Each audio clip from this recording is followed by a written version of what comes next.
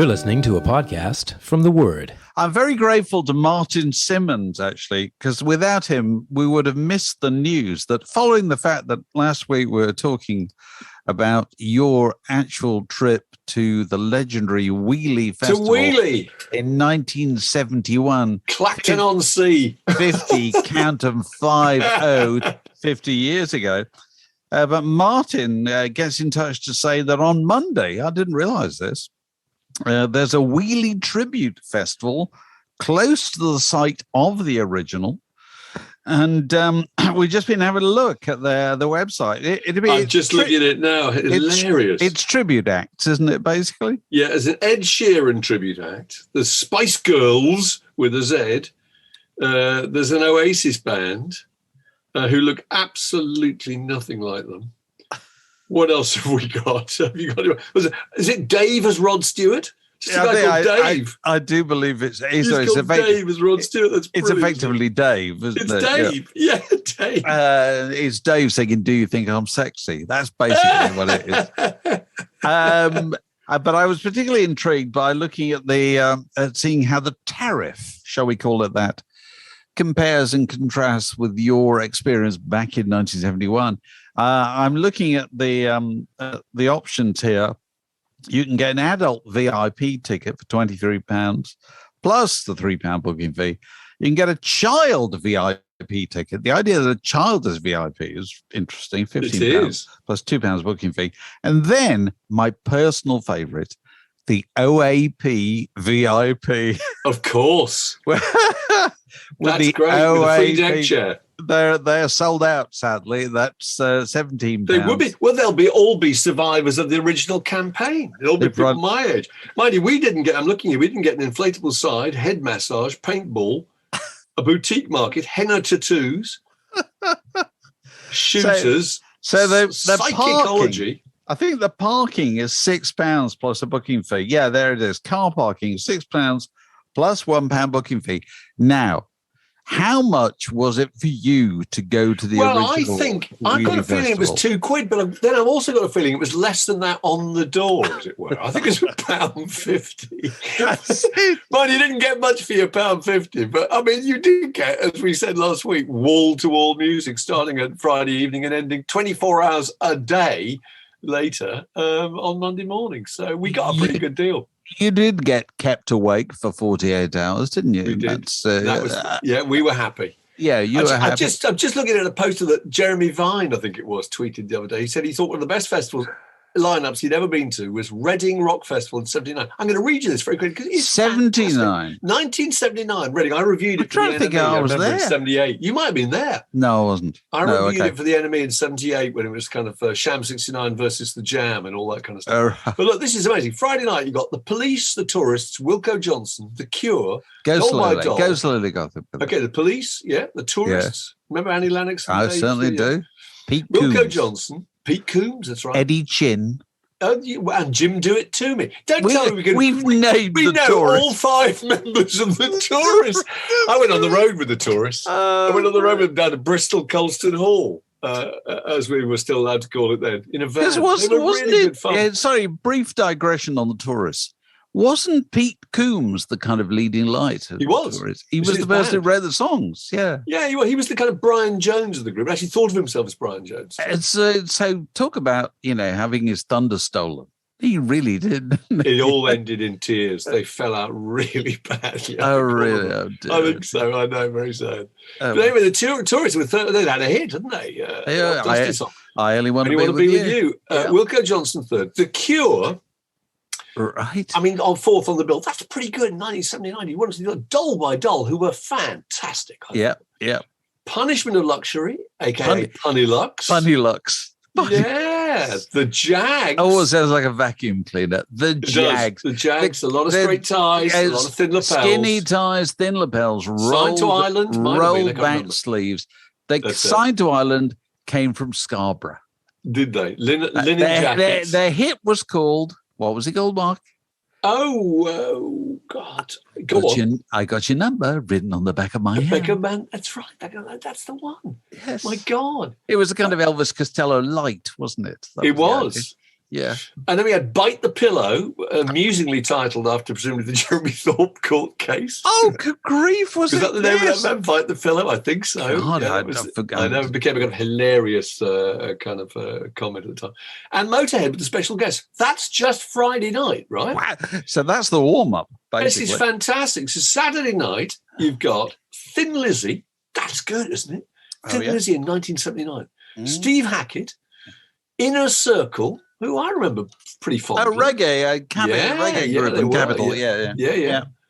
Ian Gillan, Bram Tchaikovsky, again another group that I went on the road with. Is that Bram Tchaikovsky's of the Battle Axe? No, it says just Bram Tchaikovsky. Just him on his own. Battle Axe may well have tragically split. But then there was the Movies, fairly unknown group, I think signed to Warner Brothers. A guy called Jamie Lane on drums, I can remember. The Yachts, okay, they were good. Oh, Henry Priestman, Priestman, exactly, major pod listener. Yeah. A group called Fame and Cheap Trick. And that's not bad. Cheap Trick. This whole thing is £10.95, okay? Can you name all 4 members of Cheap Trick? God, no. You see, there were people right now walking dogs in parks or whatever, or on running machines going, yes, I can. Sir. Me, sir. Yes, you got it right, sir. You were the collie. Go on, do it then. Okay. Rick Nielsen. Yeah. Bun E. Carlos. Robin Zander. No, not Robin Zander. Somebody Zander. And, oh, God, who's the other good-looking one? I failed in my quest to name all 4 members. But that, to do 3/4 of Cheap Trick is pretty... No, the ugly ones at the back, the Bunny Carlos and Rick Nielsen. And there was a guy called Zander and somebody... Oh, God, I can't get mixing up the name. How do you remember that? See, I can only really remember the groups that either ones I really loved or ones that whose captions I had to write out on rock magazines. I can probably do You Big Country or something like that. I can probably do, those kind of people who you just constantly... Here we go. I've got them. Robin Zander was really good-looking blonde guy at the front. And then the other good-looking guy was Tom Peterson, who's a bass player. But then the kind of the geeks were Rick Nielsen and Bun E. Carlos. So anyway, carry on. They had Cheap Trick. Come. Cheap Trick, that's Sunday night. Okay. Well, you think it's slightly tailing off? I don't think so. We've got Peter Gabriel, huge deal in 1979, riding on the top of various hits. We got Whitesnake, who I've just been listening to an old classic pod for us to re-promote that we must have done about, I think, in 2012. We interviewed a guy called Guy Pratt. You remember the wonderful Guy Pratt? Oh, we do. Bass player. And he's so funny. He talks about being in Whitesnake for a while. And David Coverdale, he does this brilliant impersonation of David Coverdale. He's actually got rather a posh voice. And I think maybe was he a public school boy? I can't remember, but he's very posh. He came from North Yorkshire. North Yorkshire, but he actually speaks rather poshly, And he calls the band Wittersnarky. He's good. Wonderful. He's wonderful. And he says things like, he said he remember him introducing one song when they were playing in Japan. It was the encore. And he goes on stage, he says, what say you that we kick the shit out of this one and fuck off directly afterwards? Which is pretty good, isn't it? So anyway, you also got Climax Blues Band. Oh, they were great. I love Climax. Managed by Miles Copeland. Miles Copeland, absolutely. Their hit record was Couldn't Get It Right. Really good record, really good tune. Very uncharacteristic because mainly what they did was, blues jams. But anyway, carry on. The Members, a little bit of punk rock for you. And big hits, Rat Up a Drain Pipe, Offshore Banking Business, etc. Yeah. Wild Horses, I can't really remember Wild Horses, actually. It is starting to tail off slightly now, isn't it? Wild Horses sound to me like a kind of one of those identikit metal hard rock groups that were put together from the fragments of Thin Lizzy or people who left those groups. Yes, probably was. That's anyway, go on. Zane Griff, which I do remember that name. God, yeah. Zane Griff, I see that as being a slightly glam metal band, but I might be wrong. The Speedometers, After the Fire, and then Molly Hatchet, and then the Ramones. I mean, that's fantastic, isn't it? Molly Hatchet, followed by the Ramones. By the Ramones, I know. That's great. Zane Griff, £10.95 all in. Zane Griff is a singer-songwriter who was part of the English New Wave and New Romantic scene of the early 1980s. Okay, I'm miles off. Well, I don't know. Raised in New Zealand, moved to England in the 70s. Worked with Lindsay Kemp. And there you go. So Molly Hatchet, I'm trying to imagine that. It's a bit of a change of gear. Molly Hatchet to the Ramones. Yeah, go off stage and on come the brothers. That's fantastic, isn't it? That's amazing. I covered it for the NME, the Reading Festival, the year before, and they had twin stages. So they had the Jam setting up a Play on one, and they were setting up Sham 69 or whatever it was on the other. And the little tiny press triangle was in between. And eventually there was a fight. The kind of Jam fans kind of had a go at the Sham army. And met in the press enclosure for a kind of full-on battle. I remember we all had to flee and had to hide under the stage, and people coming in with kind of I think there was blood drawn. I mean, it was really quite exciting. So actually. One Louder wishes to know the Leeds Reading Festival. Would we go? He wants to know. Would we go? Well, would we go if we were how old? 16. If we were 16, we'd be there like a shot, wouldn't we? I suppose so. Of course, you went into the rite of passage. Reading has to be your first festival. It was mine. Absolutely. Yeah. 1971, I think it was, 1970. But nowadays we would, we might go to a rendezvous with a grandchild on the M4 or something. That's right. Pick them up from a lay-by. Pick them up afterwards. Mud-caked, unrecognisable. I don't think we'd be, we'd be going. We'd be going for our own fun. I'm looking at these other questions we got in from somebody, and I'm trying to find. I saw a great one about Prog. Did you see that one? When did Prog start? That's a good question. And I was thinking, what are the hallmarks of Prog? Well, let's just go through the history of the nomenclature, shall we? Here. Okay, go on. Start with that. Because you see, I think this is quite interesting, and it's one of those aspects of the past that comes as a bit of a surprise to the present.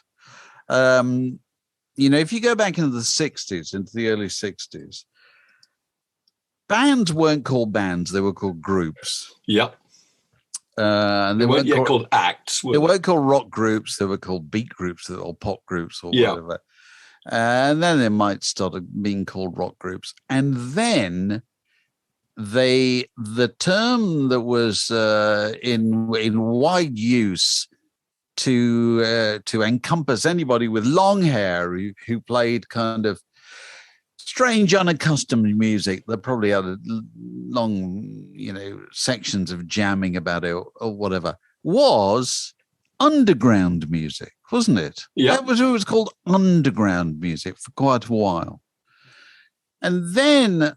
Meaning you were proud of the fact that it wasn't very commercial. Yes. You supported the fact that you applauded their commercial failure. Absolutely. As indicated by the Nicky Horn radio program, Your Mother Wouldn't Like It. That was the main qualification for that music. The normal people thought it was odd. And then you had progressive music, which I suppose started to come into use when the jamming got more jazzy and more in kind of classical shapes as well, and people started doing things with movements in them and so forth. So progressive. One early arbiter of that, I still think, is Good Vibrations, just because of the length. It's not prog, but Good Vibrations is interesting in that it's got a completely different pace to it. It's got a completely different length. It's got those kind of choral symphonies in the middle. It's got a kind of sections for kind of musical exploration, which would set it aside from everything else at the time. It isn't prog, but it's sort of got some of those overtones. It's basically, it's 6 pieces of music whacked together. Yes, it's got different movements. That's a good point. It's got different movements. Act 1, Act 2, because that's very prog, isn't it? But at least within a classical piece, the movements relate to each other. The themes from the first one will reappear in the third one. Yeah. You won't get that in the average piece of work by Yes. It's basically, I've written the first bit, now you can write the next bit, and then the third bit's the bass players, and then the fourth bit the drummers, and then we all come back we all together. get a songwriting royalty. Exactly. Yes. And so that was progressive. Now, I don't think the term prog started being used until the late 70s. Probably not. No. I think it was Prog. slightly tongue-in-cheek. I think Prog was, I get the feeling Prog was started to be used after punk was used. So what do we call, I just thought of another one actually, Days of Future Past was slightly prog in terms of being concept. In terms of music. But the first real prog things I remember recognising was In the Court of the Kings and Crim. Kings and Crim. Impossible to say. It's easy the Crimson King, easy for you to say. Absolutely. That is. I'm a gummer, surely. Set the Controls, Careful with That Axe, 1969. Fantastic. Well, I always think of Yes. Absolutely, yeah. And mainly. Loads of solos, lots of showing off. We liked all that. We liked all the showing off. Sitting there trying to work out the time signatures, feeling all smug. But also in the case of Yes, it had a great deal of kind of showbiz about it. It was melodic and it was dramatic, and it could cater for short attention spans. Did we call it Could we call it progressive then? I don't know what we call it. What did we call it? That's what we called it, and that's my point. We called it progressive. Yeah, progressive. And I don't think we called it prog until the late 70s. Yeah. So I don't know if that answers the question. But I found the other question from Stuart Robin, who says that there's a band called Goat, and they've just released an album called Head Soup. Did you hear about this? Goat. No, I haven't. Head Soup. Goat's Head Soup. Yeah. And he said, any other regrettable, jokey titles? And that got me thinking, actually, Stuart, because we all like a jokey title, such as, is it Frank Zappa made an album called Ship Arriving Too Late to Save a Drowning Witch? He made one called Shake Your Booty. Shake Your Booty. It was when he was dressed up as an Arab. Sorry, explain that. He dressed up as an Arab sheikh. Yeah. We all remember with great fondness Pete Brown's Biblocco and Things May Come and Things May Go, but the art school dance goes on forever. I love that. We all remember My People Were Fair and Wore Sky in Their Hair, but now they're content to wear stars on their brows by Tyrannosaurus Rex. We also remember Prophets, Seers and Sages, the Angels of the Ages by Tyrannosaurus Rex. And there are some of us who even remember when the pawn hits the conflicts, he thinks like a king. What he knows throws the blows when he goes to the fight, and he'll win the whole thing before he enters the ring. There's no body to batter when your mind is your might. So when you go solo, you hold your own hand and remember that depth is the greatest fights. And if you know where you stand, then you know where to land. And you fall, it won't matter because you'll know that you're right by Fiona Apple. That's right. But I think what they all have in common is they never bother to chart ever. No. And I think there's a learning there that if you do a funny, wise guy title, it very rarely, it comes back and bites you in the arse. very rarely does all that well. And I think I could extend that to the album by Omar Rodriguez Lopez called Absence Makes the Heart Grow Fungus.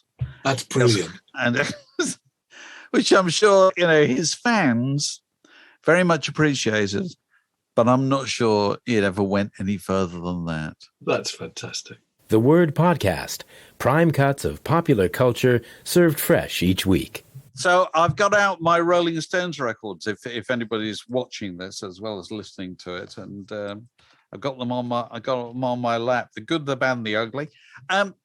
This Tattoo You, Rolling Stones, 40 years ago this week. 40 God years alive. Ago. Yeah. It's extraordinary. And it's only just struck quite me. a good record. I mean, my theory used to be that they didn't really make a decent record after Black and Blue, but I'm probably wrong. Would you say I'm wrong? I think 76, the last really great record. That was fantastic. Well, this has got Start Me Up on it, and it's got Waiting for a Friend on it, but it was largely put together from stuff they just had hanging around at that time, because that was the beginning of the great the great 80s freeze between Mick and Keith, which when nobody was quite sure whether they were ever going to properly resume again. Mick nipped off and made a load of solo albums, didn't he? He made two. Came back slightly chastened. Tail between legs. Sorry. Nothing to see here. Absolutely. Yeah. I know. So anyway, somebody posted a thing to us saying, is it still the Stones without Charlie? Well, we were talking about this that the other week. Because I thought it was really interesting that imagine that Charlie had died and that they weren't, they hadn't planned to tour.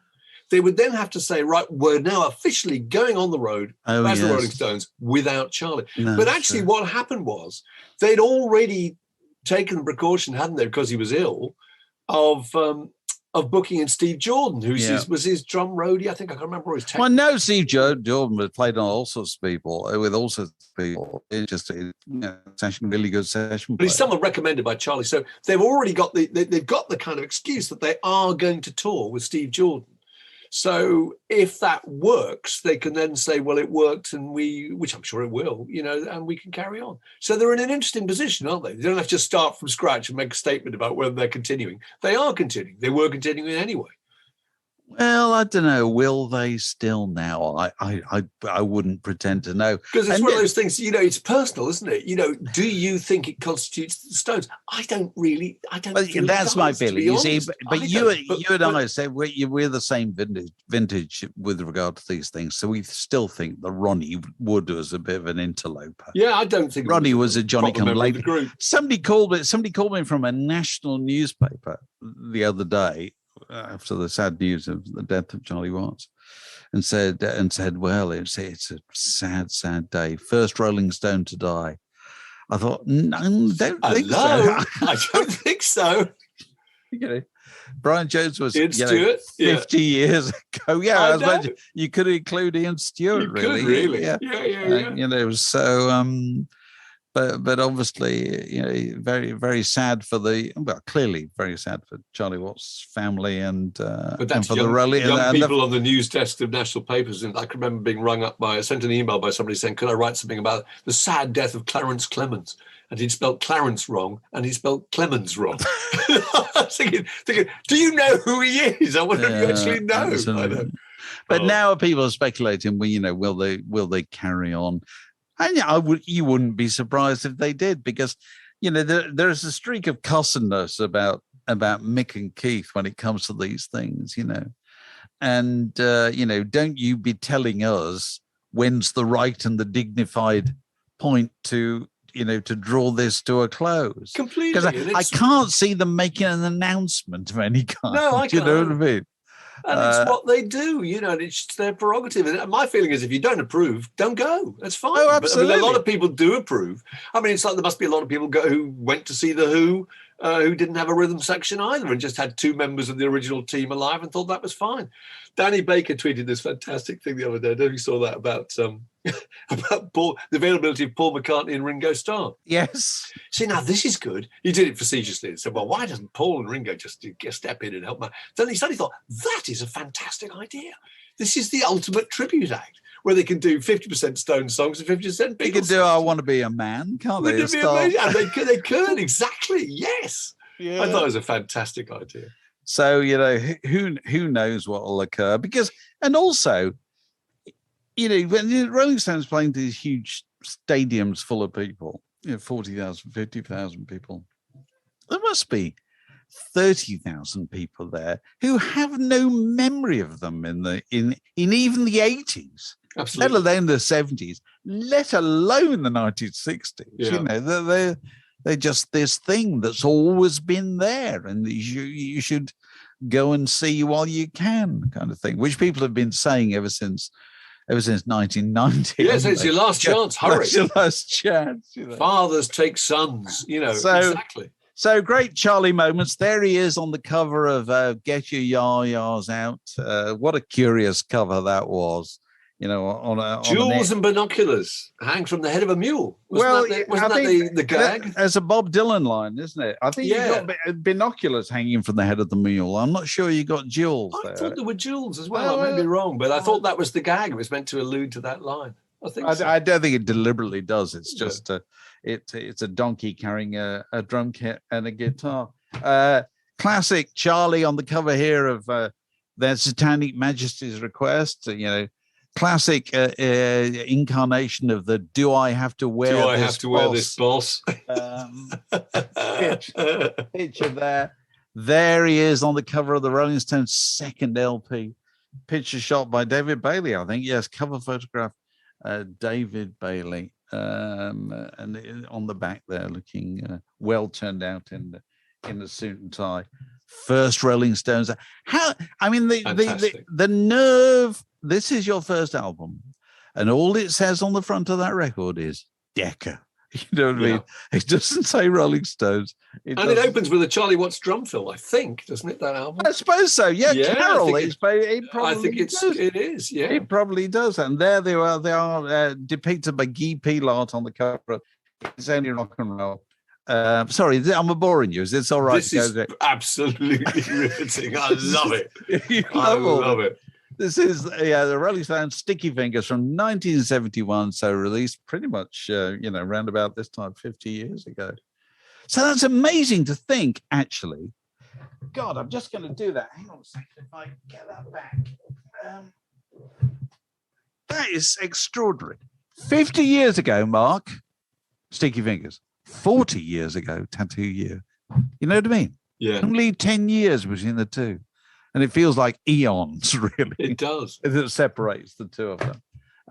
What's this one called? Emotional Rescue. Yes, Emotional Rescue. Not one of those. You should tell the story of your interview. I was watching a bit of BBC Two last night. They had a little tribute to him. And they was playing Charlie at the BBC. And of course, they put your interview in, your little clip from 25 by 5. Did it? I'll tell you. Shall I tell you the full boring story? I want the story. I know it, but I think people should hear it. You don't know the full story, Mark Allen. Not even you know the full story. Because there's a really long story here, which is that we were making a film for, Whistle Test 1986 about the Rolling Stones, about their 25th anniversary, which at the time seemed absolutely unprecedented and amazing.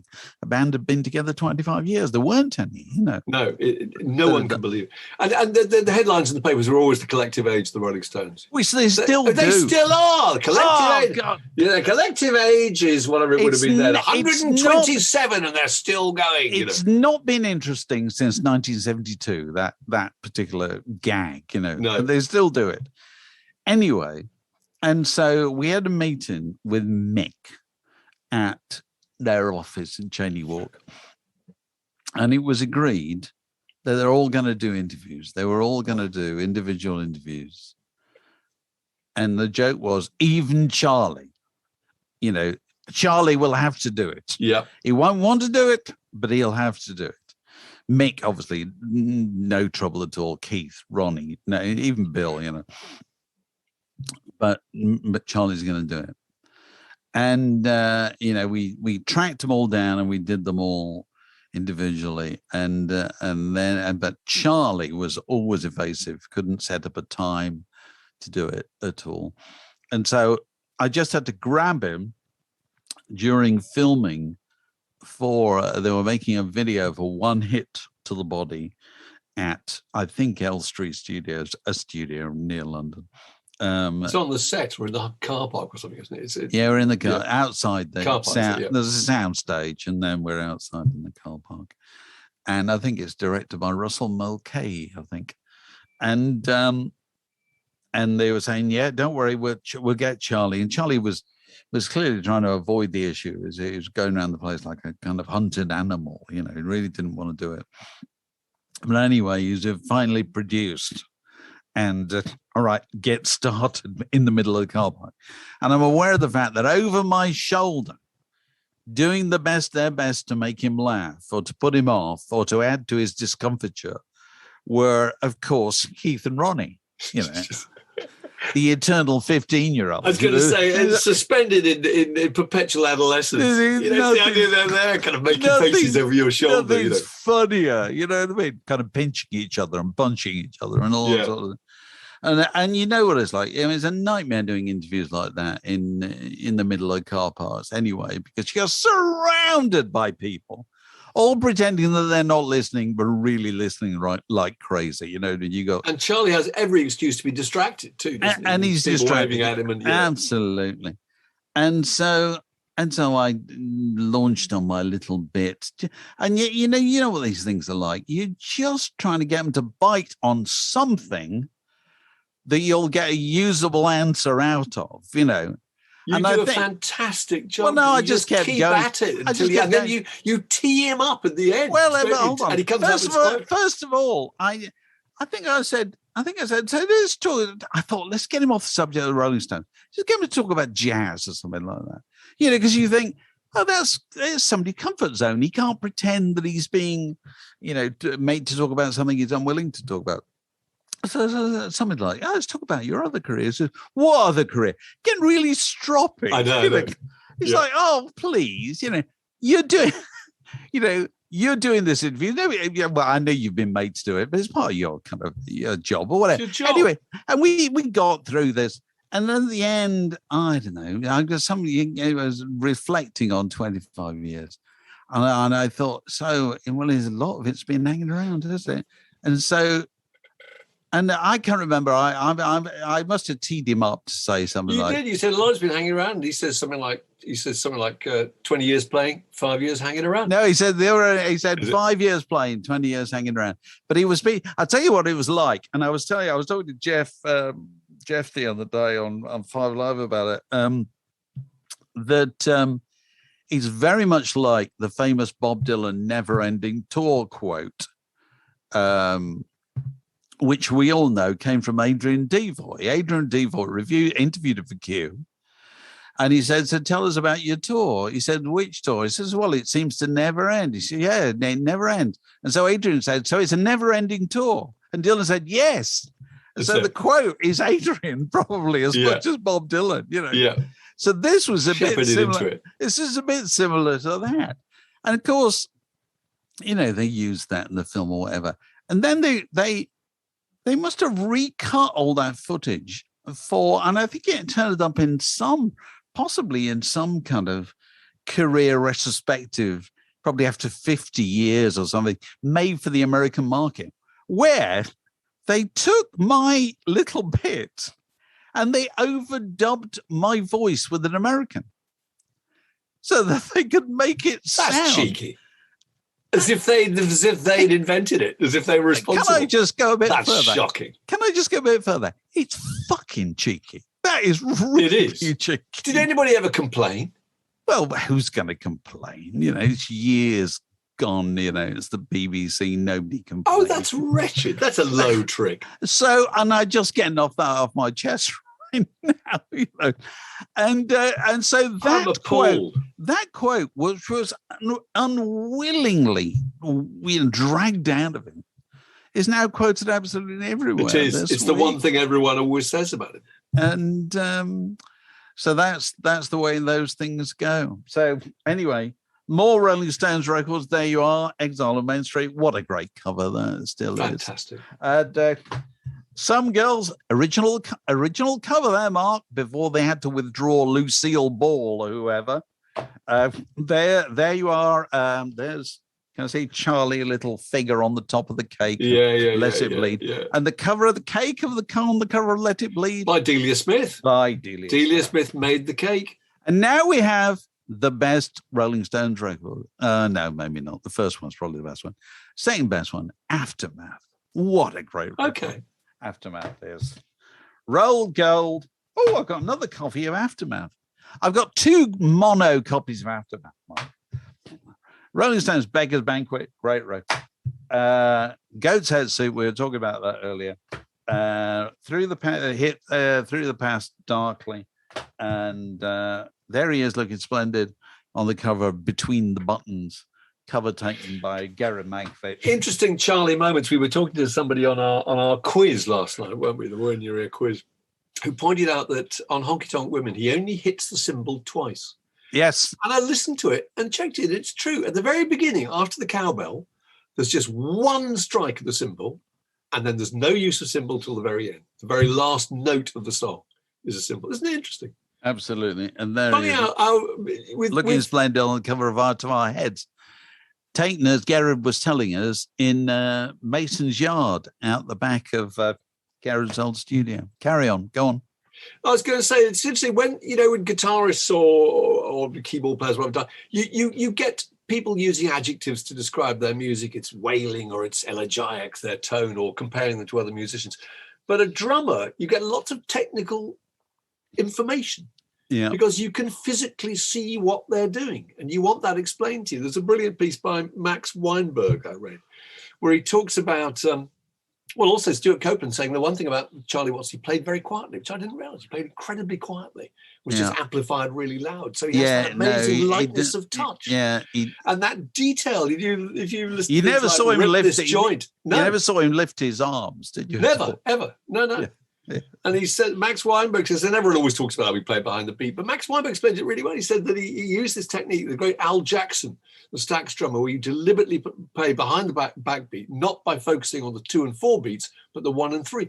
And when you listen to that, you realize that that's what gives the Stones that slightly louche quality that you think it's like sort of slightly lazy, slightly kind of insouciant, slovenly kind of sound. It's really Bill Wyman said, Bill Wyman, who obviously should know, I must get this quote. It's a really good quote. He said that the Rolling Stones it was a wobble. Right. Yes. Explains the Rolling Stones wobble. Here we go. It's go on. Oh, it's from my. Something happens when it's on my blog. I wrote this years ago. You wrote this? So no, I wrote this down from something he was talking in the documentary Crossfire Hurricane, which I think is probably where my quote was used. Yeah. Anyway, something happens when we play together. It's impossible to copy. Every band follow the drummer. We don't follow Charlie. Charlie follows Keith. So the drums are very slightly behind Keith. It's only fractional, seconds, minuscule, and I tend to play ahead. It's got a sort of wobble. It's dangerous because it can fall apart at any moment. That's lovely. It makes you go back and just reassess those things, which I've done. And it's all about technique. There's a lovely thing that Max Weinberg talks about where he says he takes Joe Morello to see the Rolling Stones. Joe Morello was the drummer of the Dave Brubeck Quartet. Right. And introduced him to Charlie because Charlie loved to meet him. And they just go off into a corner and all they talk about, there's no small talk at all. All they talk about is, how did you play the drum part on tape 5? What did you do? Explain that to me. I love things like that. It's so technical, isn't it? It's just so, so competitive. This is a junction in the word podcast. It separates that bit from this next bit. So you've seen the story about the Nirvana album sleeve, the Nevermind album sleeve, and without wishing obviously to get into a conversation about whether or not this guy has any right to take this court case, which he claims that he was exploited and damaged by the fact that his picture was used. Spencer Eldon, 25 years ago, who appeared as a 3-month-old child or whatever. I thought it was interesting that Spencer Eldon has, if you have a look at him, he's actually promoted his relationship with this record on a few occasions. One of which was turning up on the program Nevermind the Buzzcocks, where he gives a little interview the day before saying how much he's looking forward to going. It's going to be a lot of fun to be on this program. And he's in the identity parade. You know that thing where you have to guess which one it is, which one was the guy who was the baby on the cover. And I think about 4 or 5 of them turn up, I think naked, apart from something obviously covering up any important parts. And so he's there. He is clearly very keen to talk about his association with this thing. But and now taking a court case. I mean, it's a pretty phenomenal story, isn't it? I mean, he claims he claims that he was never paid for appearing on the cover.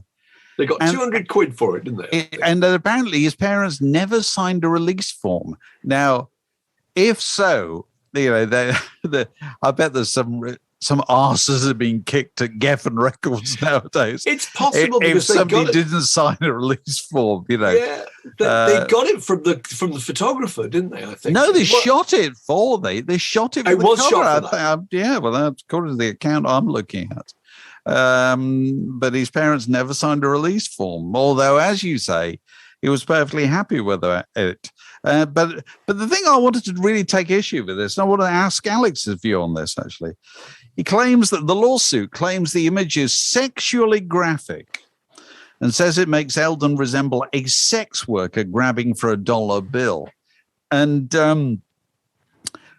Was it ever seen as sexually graphic? I don't remember it being. It was kind of seen as being innocent, wasn't it? This is a baby swimming. There's a dollar bill on you. That's just a kind of gag, you know. It was a comment on capitalism, wasn't it? I suppose. Yeah, it wasn't we're seen all as motivated by sexually. money.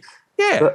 But clearly some lawyers come along, had a whisper in this chap's ear and turned his head and promised a load of cash, no doubt. So. Well, yeah, which I'm sure he could probably guess. You know, I'm no expert, but you know Well, if they didn't sign a release form, that's interesting. Because it's not about the record; it's about the image. And you know, I bet they're selling that image on T-shirts. You know that they're probably it's probably related to what we were talking to Eamon Ford. You know, the other week on his book about leaving the building about rock and roll estates.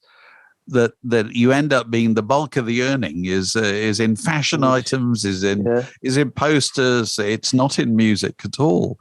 And Nirvana, although interestingly enough, they never sought this. You know, everything that they said was, we don't care about that side of things at all. It ended up earning them a fortune, didn't it? You know, Nirvana logos and the image on that first album.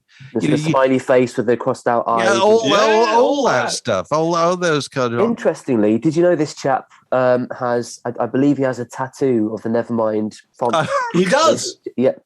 See, I think that's going to be quite hard to when that's brought to your It's not going to stand well in court, is it?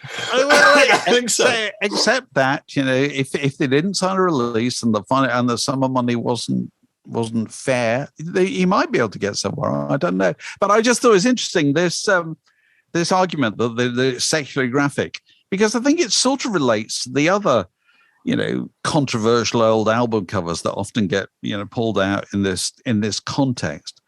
Which are things like the Blind Faith album cover from 1969, or Jimi Hendrix' Electric Ladyland, or Led Zeppelin's Houses of the Holy. I don't think they were ever seen as particularly sexually graphic. Not remotely.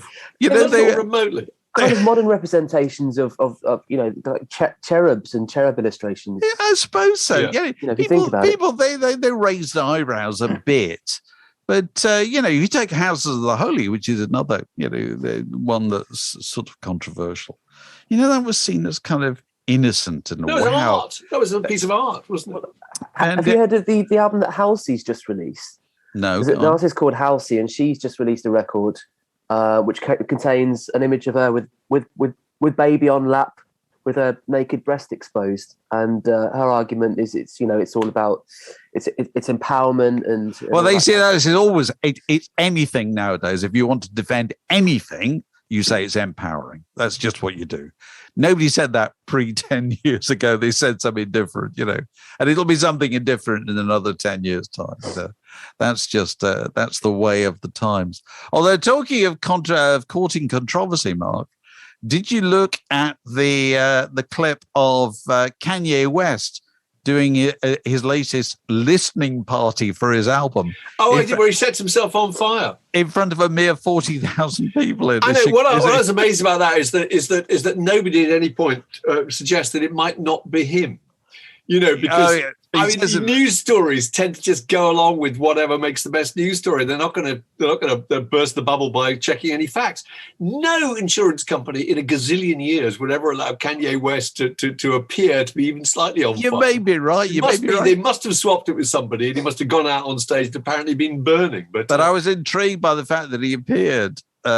Two people that he chose to appear with him, apart from his she estranged wife, Kim Kardashian, who apparently, according to the report I saw, was there to support her husband. No, she bloody wasn't. She was there to get some more publicity. More publicity, entirely. That's as simple as that. Anyway, he appeared. He chose two people to appear with him on this occasion. And one was the rapper DaBaby, who's been in somewhat hot water over the last 2 weeks after launching into some rant about people with AIDS and gay people or whatever. Yeah. And the other is the always controversial Marilyn Manson, who was dropped by his record label, wasn't it? Just terrible. All sorts of terrible allegations involving women. Yeah. And so the idea Kanye West just thinks, I can't get sufficient publicity out of setting myself on fire in front of 40,000 people. I know I'll get these two guys along as well. Rope in a couple of other people. Exactly. But it is just extraordinary. You know, it's a listening party. It's basically a live advertising stunt, isn't it? It's kind of beyond advertising. It's sort of, the record itself doesn't matter. It's just the event. He's done a load of these, and he'll probably continue doing them. You know what I mean? It's all just drawing attention to you, isn't it? You know, keeping Kanye's brand is essentially being bonkers these days, isn't it? I suppose it is. How can he up the bonkers for the next? Up the bonkers. I think it's a genius idea in terms of drawing attention to yourself, to set yourself on fire. Yeah, that's true. Look at me. You know? Now, talking of people setting themselves on fire on album covers, because there are, you know, going from the guy Spencer Eldon, you know, who appeared on the Nirvana. Are you talking about the album? Big Floyd? The people who ended up being famous because of their appearance on album covers. The two guys on the cover of Pink Floyd's "Wish You Were Here," Ronnie Rondell and Danny Rogers, who are two Hollywood stuntmen who specialised in setting themselves who really on fire. are on fire. Seriously, that's not airbrushed, is it? This is not, because you see, I did some work on making a film about hypnosis. The sleeve designers. I spoke to Aubrey Powell about this, who photographed that. And of course, the thing about hypnosis back in the day is all their extraordinary stunts, they actually did it. They did in the really real world. Fly a pig over. I mean, it's really incredible now, doesn't it? You know, absolutely everything they did. You know, when they wanted to have somebody swimming in a phone box, they got a phone box. They built a phone box, filled it with water, and put somebody in it. That's how you did it. Yeah. Before the days of Photoshop. Whereas now, so half the appeal of looking at those things, and I don't even remember "Wish You Were Here" when it first appeared. It came in a black vinyl wrap round. Do you remember this, Mark? Yeah, I do. Which had a sticker on the outside saying Pink Floyd, "Wish You Were Here," and then you ripped it off. So you took this beautiful kind of stuff and you just ripped it off, and then the next thing you saw was two guys shaking hands, one of whom was on fire. One of them on fire. And this was like whenever it was, 1976, 77 or something like that. And so when you looked at images like that in those days, you went, oh my God, look at that. And I don't think you do that any longer, because no, you don't. Because absolutely everything is, you can, you know, it's Photoshop or it's digitally reworked or whatever. You can never have the same trust in the image, can you, anymore? No, you can't. I used to have a picture in the kitchen of my old mate Tom Hibbert interviewing Margaret Thatcher, which I thought was quite funny. Said. And then suddenly got to a point where I had to take it down because people would look at it and go, very, very clever. Oh, that's clever, isn't it? Well, and why bother? Why bother to do that? You know, it happened. It's really real. Happened. It's real. It's funny. It struck me looking at thinking of all the people who were on covers. It's just random people who've turned up on album covers. One is that guy Paul Cole, who's the American tourist, 60-year-old American tourist. Here he is. There he is on the cover of Abbey Road. And I think that's really interesting because we now know, you and I, from doing podcasts and talking to the people who did the artwork for this record, that they changed the color of the sky. Well, so he made it a bit more blue. They made it bluer. So if they could do that, was it not possible back in those days to remove people? I guess it wasn't, because you think what you do is airbrush that guy out. It would have been a lot of work to do it, and I don't think there's any point, because also there's some decorators for the other side of the road, you know, in white overalls. It's true. Yes, that's true. You know, and I mean, the obvious thing to do would have been to move the car. For God's sake, because if anybody was shooting an album cover nowadays, I think I'm right in saying it was going to be a big album cover, and they had a car on it that they didn't have an agreement with the car manufacturer to have to use that number plate. No, to have the car. To have the car itself, they'd say no, get rid of it. Yeah, get rid of it. You can't put anything in any of those pictures that you don't kind of own or control.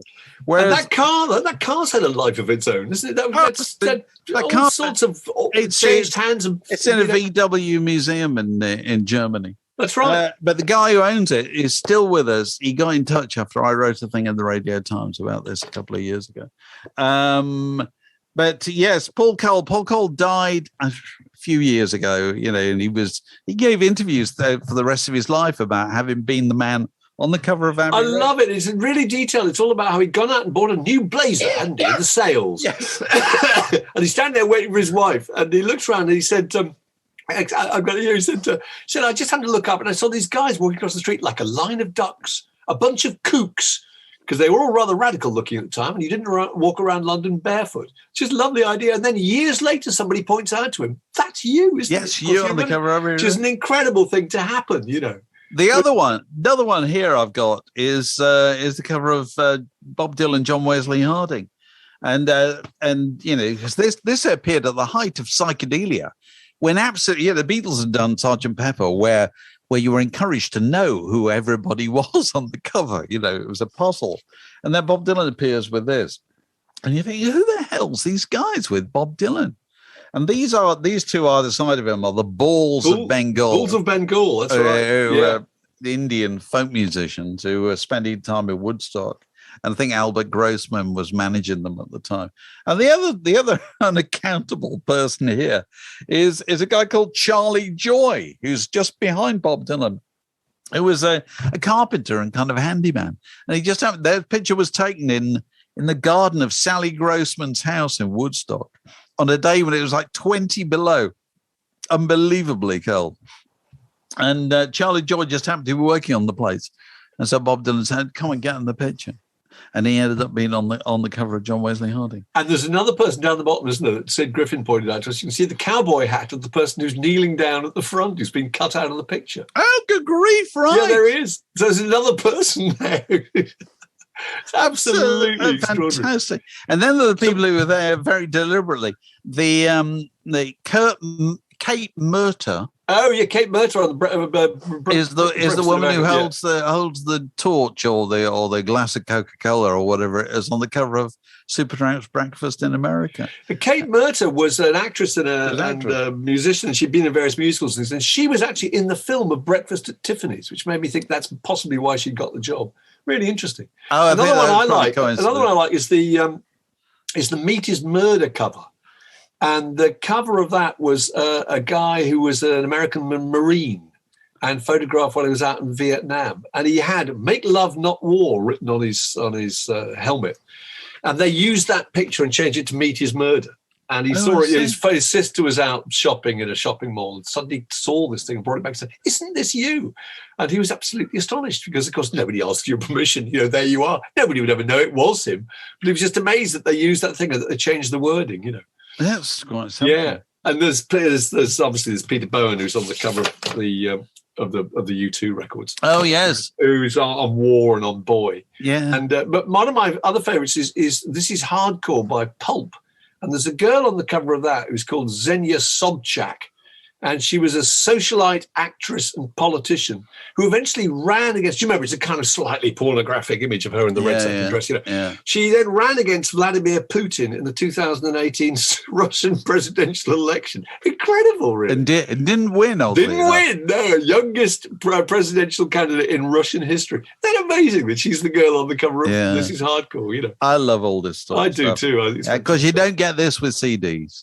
Nobody ever goes. Look at that person on the cover of that CD. It's always the LP. So, Alex, you're off to sea.